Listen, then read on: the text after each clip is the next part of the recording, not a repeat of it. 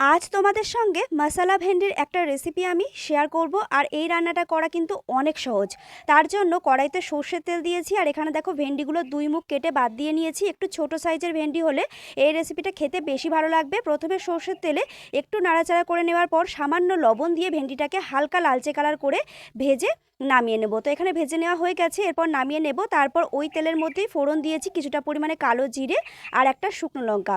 দুটো বড় সাইজের টমেটোকে কেটে এখানে দিয়ে দিলাম। এই রেসিপিটা কিন্তু একটু টক টক ভাব হলেই খেতে বেশি ভালো লাগবে। তারপর দিয়েছি 1 চামচ আদা জিরে ধনে বাটা, স্বাদ মতো লবণ, হলুদ আর একটু কাশ্মীরি লঙ্কার গুঁড়ো কালারের জন্য।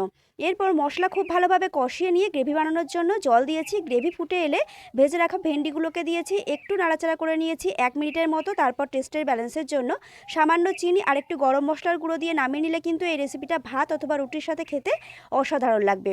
তোমাদের কেমন লাগলো ভেন্ডির রেসিপিটা অবশ্যই কমেন্টে জানিও। চলো টাটা।